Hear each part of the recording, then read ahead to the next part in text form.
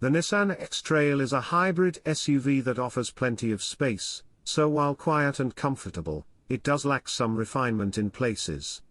Good qualities: quiet engine in town and on motorway, plenty of quality features, spacious enough for 5 adults.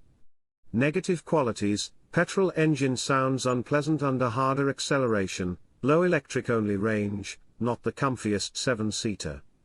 The Nissan X-Trail is the Japanese manufacturer's largest SUV, and with that footprint it can offer seating for up to 7 inside.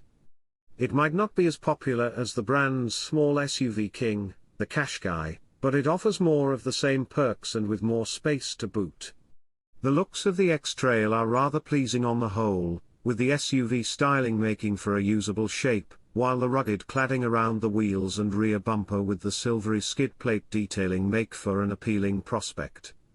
Similarly, the cabin is rather smart, with the launch spec tan interior helping to brighten the cabin, while higher spec models come with a 12.3-inch central touchscreen. You also get a clear and easy-to-use screen for the driver, with a head-up display adding the third display. For those in the back, there's plenty of room. With the lack of a conventional gearbox for the powertrain, there's a much smaller transmission tunnel than you'd get with a more conventional engine setup. That means foot space is decent and 3 can sit across the back in comfort. With the middle bench able to slide, that allows for some extra space for those sitting on the optional third row. But unless you're only doing a short run, it isn't particularly comfortable, with head and legroom very tight. Folding down the rear seats opens up a 575-litre boot space, which is rather good for a vehicle of this size. The floor is flat and there are some useful hooks and tie-down points. There isn't a lot of underfloor space though, and there's no room for the load cover. Folding the middle row down does offer more flat space, but there's not a smooth floor to the back of the front seats. Without costing too much more than a Qashqai, the Nissan X-Trail is a decent family car, and in mid-level N-connector trim, it packs excellent equipment without costing the earth. Behind the wheel, the X-Trail proves to be a comfortable and capable family cruiser. The e-Power hybrid setup means you have instant power when you need it, and it's super quiet in town. So electric power doesn't last long though before the petrol engine is needed to charge the small battery up, however. Steering is light and responsive, making maneuvering simple, although the X-Trail is by no means small. Head out on the motorway and the X-Trail performs well here too. Again, it's quiet and composed, while there's only a small wind flutter from the wing mirrors. When you're getting up to speed, the engine can sound strained, but once you're cruising you won't notice it much. Twisty roads also show the X-Trail is well balanced, with little body roll of note. It's certainly not a sports SUV though. You do also get the choice of a mild hybrid setup, which is cheaper than the other hybrids, but is less efficient and less refined. That uses a petrol engine to drive the wheels, with a smaller electric setup to help reduce fuel consumption. While there are some areas where the X-Trail doesn't feel that high-end, the overall finish is great for a family SUV, and for those not ready to make the switch to fully electric driving, this could be a good alternative. The Nissan X-Trail has a RRP range of £32,030 to £43,880. However, with Carwow you can save on average £855. The step from the entry-level mild hybrid system to e-Power is around £2,500, while adding the third row of seats is an extra £1,000. Choosing the dual electric motor E4 Orse system is an additional £2,200 over e-Power. The engine in e-Power models can be very loud and grating under hard acceleration, but around town and when cruising, the setup works well. Offered with 3 power options, the X-Trail starts with a 1.5-litre turbocharged petrol engine driving the front wheels. That offers 163 horsepower and 300 Nm, which will be enough pull for most, but may not offer the best driving experience. Nissan is betting on most people choosing from the 2 hybrid options.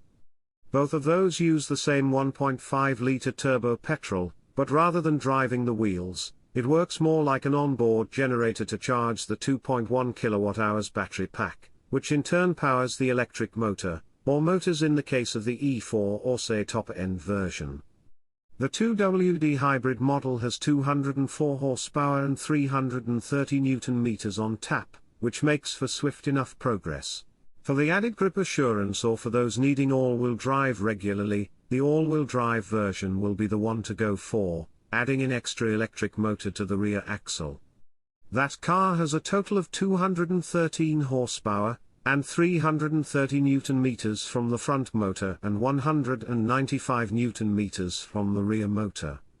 Out-and-out speed isn't the point of the X-Trail, but with the top E4 or say powertrain, you can get from 0 to 60 miles per hour in 7.2 seconds and reach 111 miles per hour.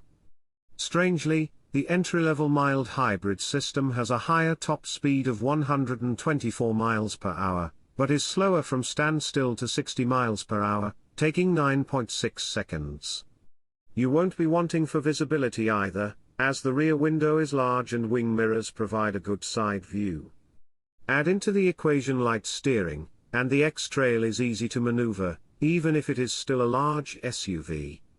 Cameras on higher spec models and standard fit parking sensors make getting in and out of spaces simple. For families, long-distance driving can sometimes be difficult if the car isn't up to the task. But the X-Trail manages to be a great car to cruise in, and intelligent cruise control fitted as standard helps to take some of the strain out of longer journeys. The more advanced Pro Pilot Assist, which comes as standard on Tecna models, provides full traffic assistance by keeping you in lane, follows the car in front at a safe distance and controls the X-Trail to a stop in heavier traffic, setting off when the car in front does. The noise issue with the engine rears its head again when you take on hillier roads. On switchback mountain roads, the X-Trail's engine sounds very uncomfortable, and although the electric motors aren't phased, the turbo petrol is working overtime to keep the battery charge up.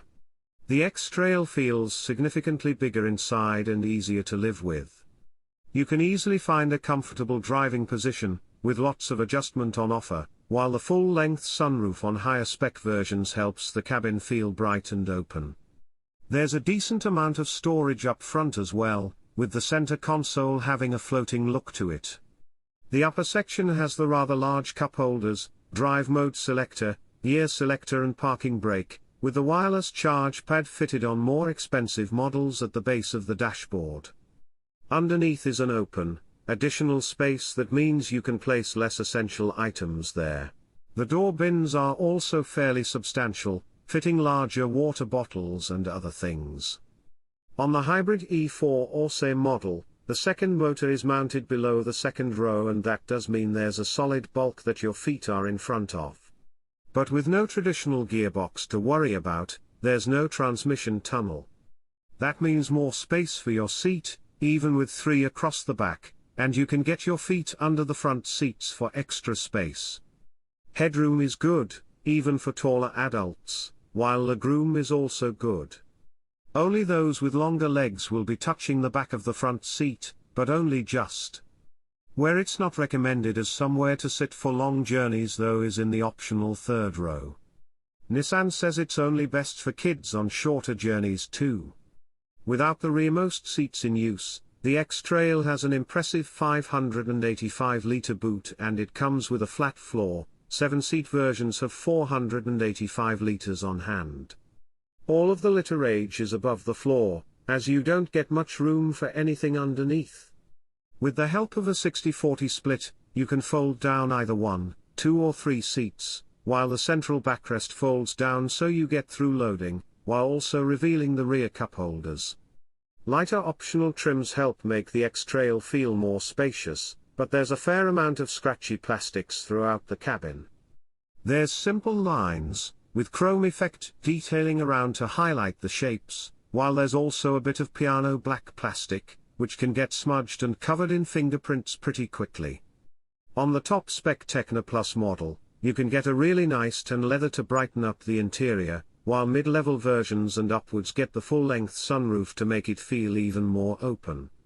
The rest of the trim options are grey or black, which are less likely to show up grime but don't look as nice. Although there are scratchy plastics to be found, especially lower down the cabin, the overall quality is pretty good and it all feels solid. The infotainment system is also pretty solid. It may not be the most premium-looking system, but it's smooth and simple to navigate. Alongside the large configurable driver's screen and head-up display on Tecna and Tecna Plus models, you have all the information you'll need at your disposal. There are 2 USB ports to connect your phone to the infotainment, and you get wireless Apple CarPlay but only wired Android Auto. The only accessories you can add are the high-end Bose speaker system, and the optional third row of seats, which are an extra £1,000. With the 3 power options on offer, there's a clear step in efficiency between the entry-level mild hybrid and the full hybrid versions. For the mild hybrid, it'll do 39.9 mpg or 39.2 miles per gallon in the 7-seat form. Emissions are 161 to 164 grams/km CO2 depending on the seats you choose. For the full hybrid options, there's not a huge step in efficiency, but it's enough to make more of the 55-litre fuel tank. For the 204 horsepower full hybrid option, you can get 47.3 miles per gallon from the petrol engine, with emissions of 134 grams/km CO2 if you're after all-wheel drive. The dual-motor E4 Orse version can get returns of 43.8 miles per gallon, or 43.1 miles per gallon with the 7-seater. Emissions are a step up over the forward, 145 grams/km or 148 grams/km with the third row of seats.